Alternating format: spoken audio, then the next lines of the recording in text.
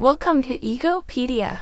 In this video, we explore a question that confuses many. Where does self-love end and selfishness begin?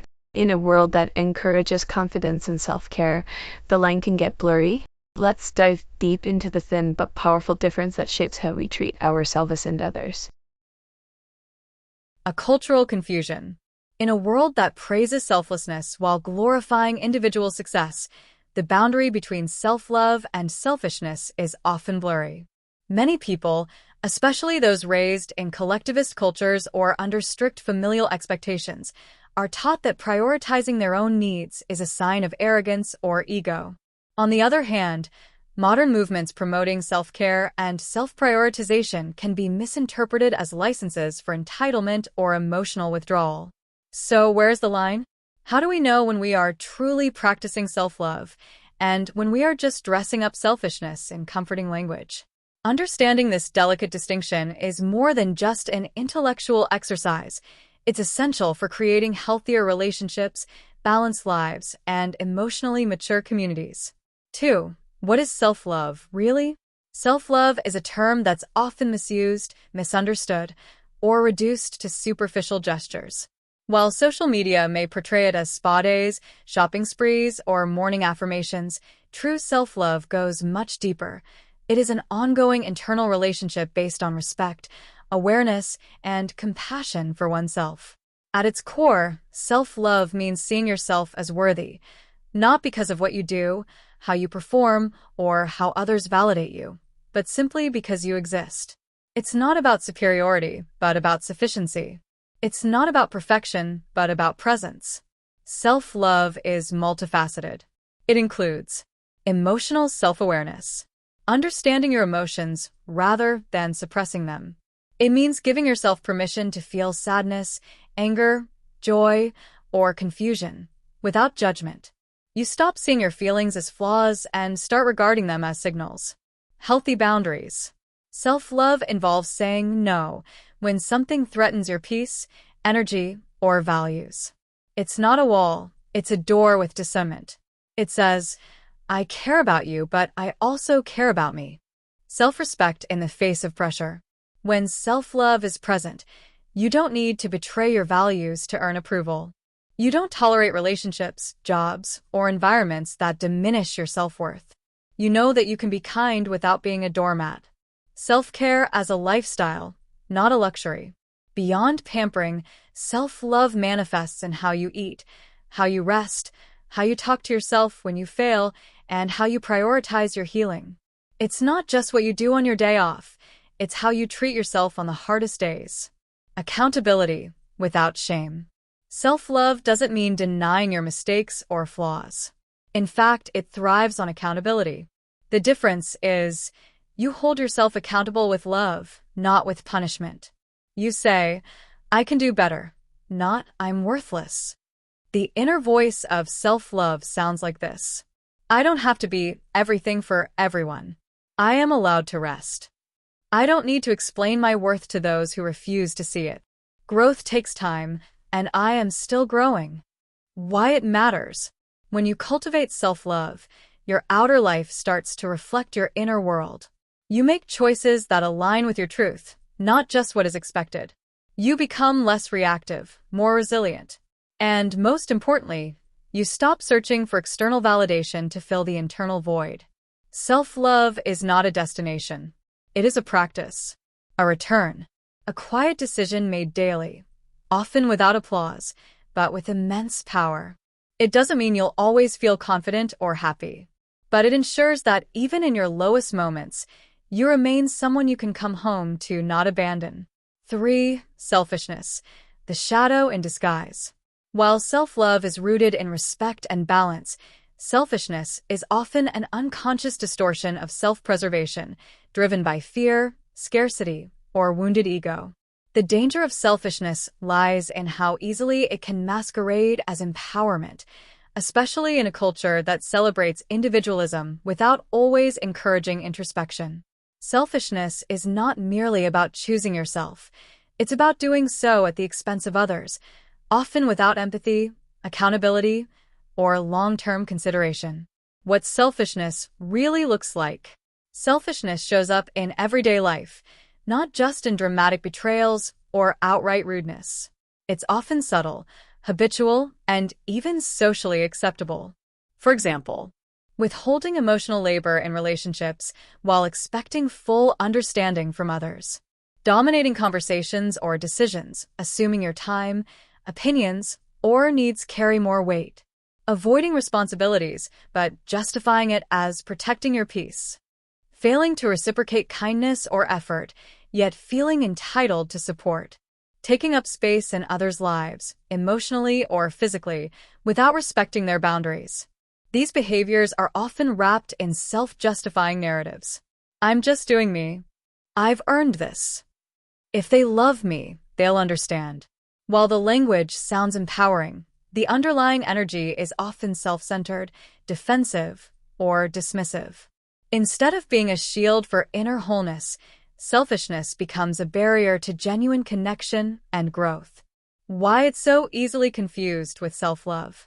One of the biggest reasons people confuse selfishness with self-love is because both involve saying no, setting boundaries, and prioritizing oneself.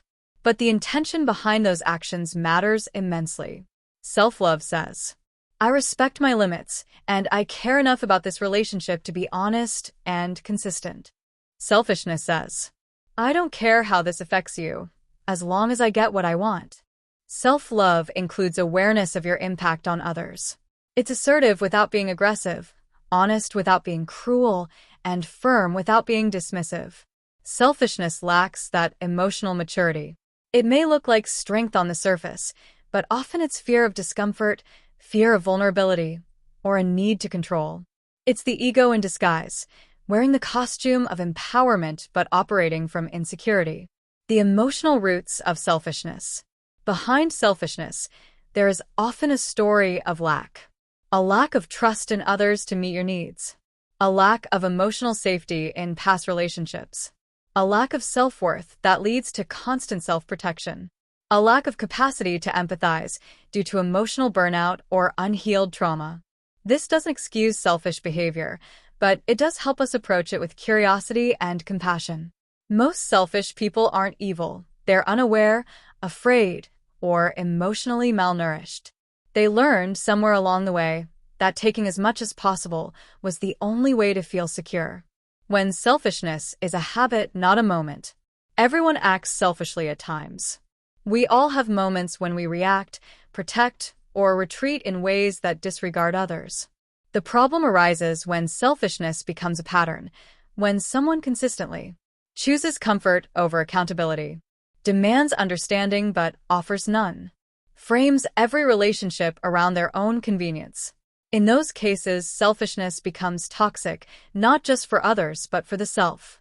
Because true fulfillment never comes from constant taking. It comes from healthy reciprocity, inner alignment, and emotional integrity. Selfishness is not strength. It's often a fear-based survival strategy. It doesn't expand your life. It isolates it. It doesn't build love. It erodes it. To discern whether you're acting out of self-love or selfishness, you must look inward. Ask, am I considering the feelings and needs of others? Is this choice aligned with both my truth and my empathy? Am I choosing this with love or with fear? Because the truth is, you can take care of yourself without harming others. You can be whole without being harsh. You can rise without pushing others down. When selfishness is unmasked, what remains is a deeper invitation to love yourself in a way that makes space for others, not at your expense, but alongside your growth. 4. The emotional difference, motive and awareness. The most telling distinction between self-love and selfishness isn't just in what you do, but why you do it. Two people can take the same action, say no, walk away from a relationship, or choose rest over productivity, but the emotional roots beneath their decisions can be worlds apart. Motive. What's driving the decision? Ask yourself, am I acting from love or from fear? From healing or from avoidance? A person acting out of self-love may set a boundary because they are protecting their mental health or preserving their values. A person acting from selfishness may set the same boundary to control others, manipulate outcomes, or avoid vulnerability. For example, saying no to a commitment can be a self-loving act when it stems from honest limitation and emotional responsibility. But the same no becomes selfish when it's used to shirk responsibility or dismiss others' needs without care or explanation. The emotional texture of your choice matters. Self-love often feels clean, clear, and kind, even when it's firm. Selfishness, on the other hand, may carry traces of resentment, domination, or emotional neglect. Awareness. Are you considering the whole picture? Self-love includes awareness of yourself and others. It's relational, not isolating. You understand how your choices impact the emotional field around you, even if you still make the hard decision. Selfishness lacks that awareness. It is narrow, short-sighted, and often reactive. It doesn't pause to ask, how will this affect the people I care about? Is there a way to honor both myself and the relationship? That doesn't mean you must always compromise. But it means you're willing to reflect, to consider the complexity, and to move with integrity, even if your decision is unpopular. A few guiding questions to clarify motive and awareness. Am I honoring my truth or avoiding discomfort? Do I genuinely care how this affects others, even if I need to disappoint them? Am I choosing this with courage or hiding behind a justification? Would I want someone I love to make the same decision if they were in my shoes? These questions are not about guilt, they're about clarity. Because self-love isn't about being right or winning, it's about being whole and honest. Self-love is conscious. Selfishness is impulsive. Self-love doesn't come from the ego's desire to dominate or escape. It comes from the soul's need to stay connected to oneself and, when possible, to others. It operates in the realm of truth with compassion. It takes into account timing, tone, and impact. Selfishness often arises as a knee-jerk reaction to defend pride, to get what we want, or to avoid emotional labor. It cuts corners. It doesn't care who gets bruised in the process, as long as comfort is preserved. In summary, while the actions may look the same on the surface, the why and how reveal everything. Self-love says, I matter and so do you. Selfishness says, only I matter. In every decision, in every turning point, it helps to return to this emotional compass. If the action is coming from love and awareness, you're likely on the path of self-love, even if it's a hard one. If it's coming from fear, pride, or neglect, it may be time to pause and recalibrate.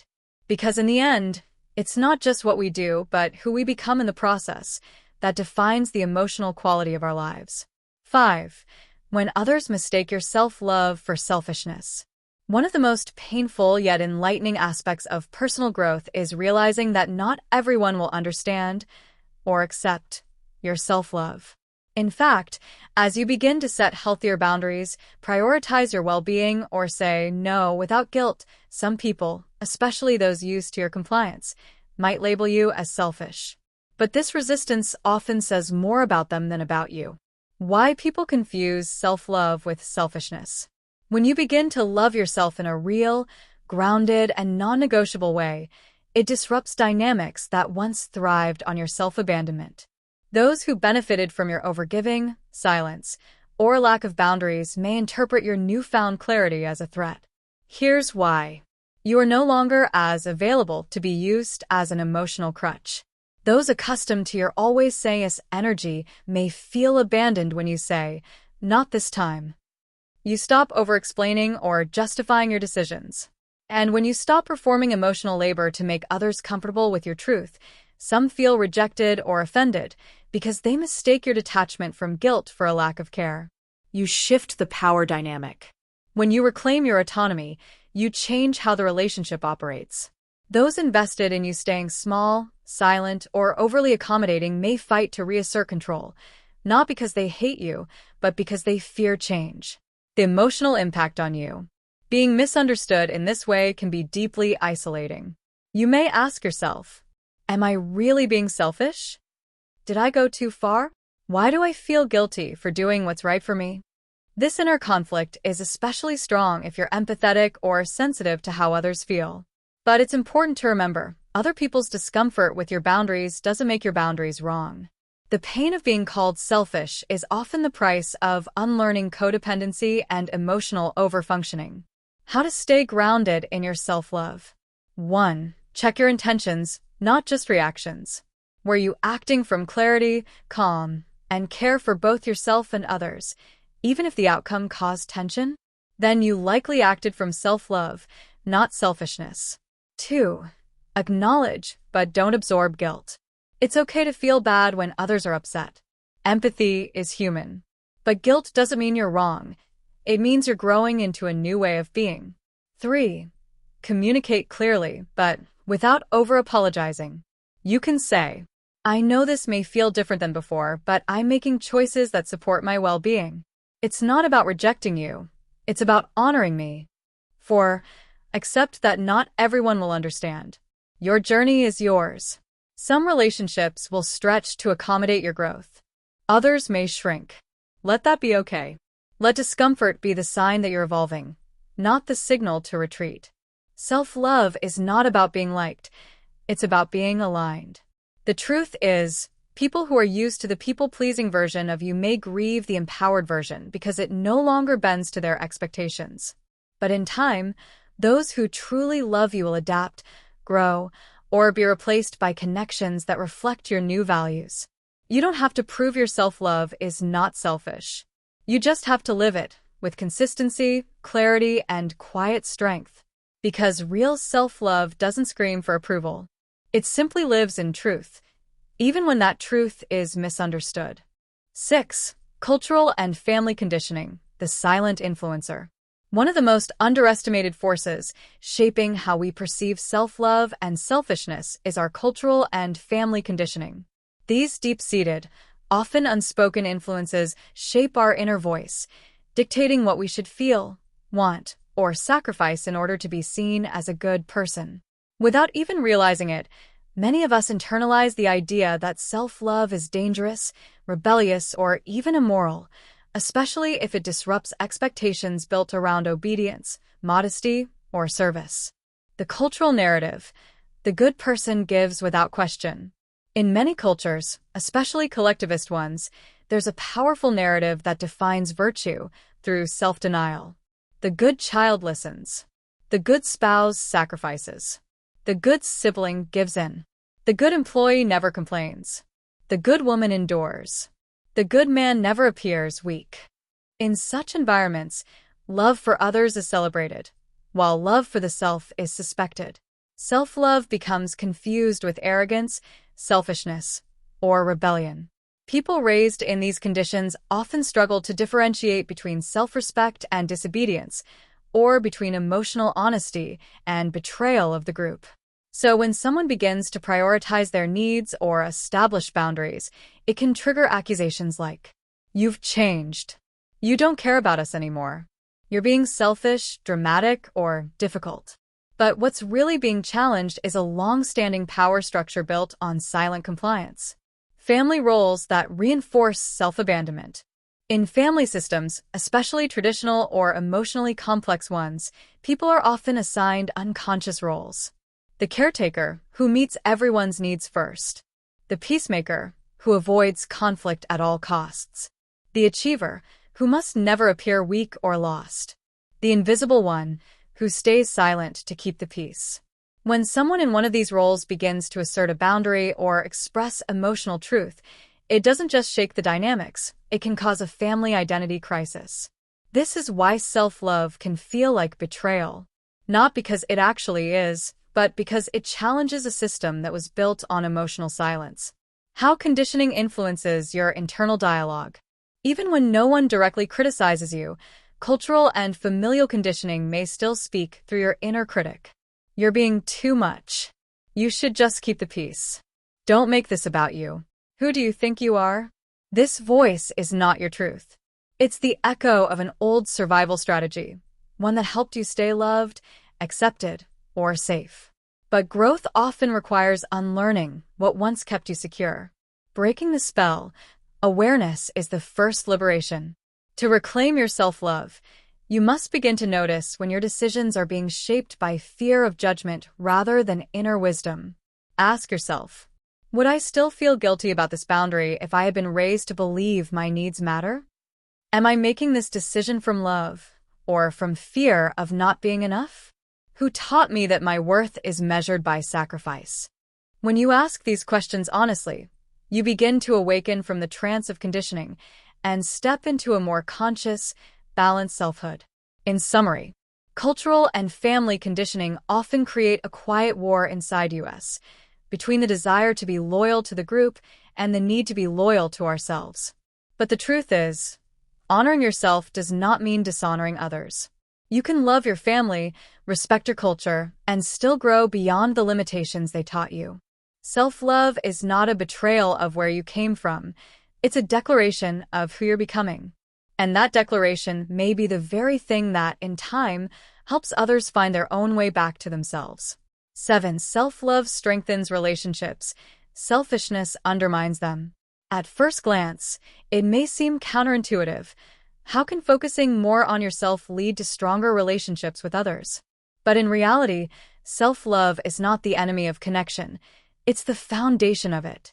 When we practice authentic self-love, we enter our relationships from a place of wholeness rather than lack, clarity rather than confusion, and emotional maturity rather than emotional neediness.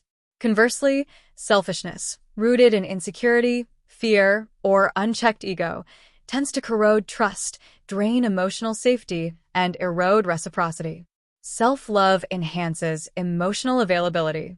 A person who loves themselves is better equipped to communicate honestly without fear or manipulation, respect boundaries, both their own and others, and take responsibility for their emotional reactions, offer support without seeking constant validation, apologize sincerely without shame or defensiveness. These traits foster trust, resilience, and emotional depth in relationships. When you care for your own well-being, you become less reactive, less dependent, and less likely to project your wounds onto others. You no longer need someone else to complete you. You relate as a full person, not a broken one searching for rescue. In this way, self-love allows love to be offered freely, not forced from need. Selfishness creates imbalance and emotional exhaustion. On the other hand, selfishness consumes instead of contributes. It asks, "What can I get?" rather than, "What can we build?" In practice, selfishness often leads to one-sided emotional labor, where one partner or friend does most of the giving. Boundary violations, where one person's needs constantly override the others. Manipulative behavior, disguised as assertiveness or independence. Neglect of the relational space that exists between people, the mutual emotional field. Over time, this creates emotional erosion. Even the most generous relationships cannot survive indefinitely when only one person's needs are consistently prioritized. Resentment builds, connection weakens, and eventually, the relationship becomes transactional or hollow. Self-love is a gift to others. One of the most powerful truths is this: your self-love teaches others how to love you, and often, how to love themselves. When you model saying no with grace, speaking your truth with calm, taking time to recharge without guilt, holding space without losing yourself, you give silent permission for others to do the same. Healthy self-love is contagious. It elevates the relational standard. People feel safer with you, not because you never disappoint them, but because your presence is grounded, your words are honest, and your actions are aligned. What this looks like in practice. A self-loving person in a relationship might say, "I need space tonight to recharge, but I still care deeply about us. I want to hear how you feel, and I also want to be honest about where I'm at. I'm not okay with this behavior, and I'm willing to talk about it without blame. I love you, but I'm not going to abandon myself to keep the peace." None of this is selfish. In fact, these are acts of love, love that is rooted in awareness, boundaries, and emotional responsibility. In summary, self-love strengthens relationships because it nurtures emotional clarity and maturity, encourages honesty without cruelty, prevents codependency by fostering self-respect, protects mutual well-being through healthy limits, offers others the safety of emotional integrity. Selfishness, in contrast, depletes the relationship through emotional imbalance, disregard for reciprocity, and self-serving behaviors. 8. Learning the balance. Questions for reflection. Navigating the delicate line between self-love and selfishness requires more than just theory. It calls for honest, ongoing self-inquiry. Because the truth is, neither self-love nor selfishness always wears a name tag. Sometimes, what we believe to be an empowered choice might be a fear-based reaction in disguise. And what others label as selfish might, in fact, be a profound act of personal integrity. That's why learning the balance starts with reflection, not judgment. Rather than living by rigid definitions, we must cultivate an internal compass, one that considers motives, impact, values, and context. This compass gets stronger each time we pause and ask the right questions, especially in moments of emotional tension or relational conflict. Key questions to discern self-love from selfishness. Here are powerful questions you can ask yourself when faced with choices that affect both yourself and others. 1. What is my real motive? Am I doing this to honor my needs or to avoid discomfort? Am I seeking peace or control? Am I protecting my energy or punishing someone? Self-love often arises from clarity and compassion. Selfishness, in contrast, is frequently rooted in fear, entitlement, or unacknowledged wounds. 2. Am I communicating honestly and respectfully? Did I express my boundary with empathy? Did I explain my decision or just impose it? Did I consider how the other person might feel without making myself responsible for their reaction? Self-love speaks the truth kindly. Selfishness avoids accountability or uses honesty as a weapon. 3. Is this choice aligned with my values or just my impulses? Does this decision reflect who I want to be? Am I being reactive or responsive? Am I honoring both my dignity and the dignity of others? Self-love is value-based. Selfishness is often gratification-based. For if everyone behaved this way, would the world feel more connected or more divided? Would my choice, if universalized, build more understanding or more separation? Am I contributing to mutual respect or just guarding my own comfort? This ethical lens, similar to Kant's categorical imperative, is a powerful way to test the emotional integrity of your actions. 5. How does this choice feel in my body? Do I feel grounded and clear or tense and defensive? Do I feel relief because I honored myself or guilt because I ignored someone else's humanity? Our bodies are wise. If we listen, they often tell us whether we are acting from truth or from ego. Reflection is a practice, not a performance. The goal here is not to become a perfectly balanced person. It's to grow in awareness, one decision at a time, to admit when we've crossed into selfishness, and to forgive ourselves with compassion, to celebrate when we act from genuine self-love, and to refine our understanding as we go. Some days, the difference between the two will be obvious. Other days, it will be murky and uncertain. That's okay. Growth happens in the gray zone, not in perfection. In summary, learning the balance between self-love and selfishness is less about following rules and more about developing an attuned, courageous relationship with yourself. It's about slowing down, tuning in, and asking questions that bring you closer to the truth, not the performance. Because at the heart of this journey isn't just doing the right thing. It's about becoming someone who lives with integrity, compassion, and emotional clarity, even when the world can't tell the difference. You deserve to love yourself wisely. Self-love is not a trend. It is not a catchy quote or a Sunday ritual. It is a lifelong relationship with yourself, shaped by how you speak to yourself, how you treat your body, how you honor your truth, and how you navigate your place in the world. You are not selfish for taking care of your needs. You are not selfish for walking away from what harms you. You are not selfish for growing beyond what others expect of you. True self-love doesn't isolate you. It anchors you. It teaches you to show up for others without abandoning yourself. And that, perhaps, is the deepest wisdom. You can love yourself and still love others. You can set boundaries and still be kind. You can rise without stepping on anyone else. The world doesn't need more people who give until they're empty. It needs more people who are full of love, truth, and wholeness because they chose to love themselves first and wisely.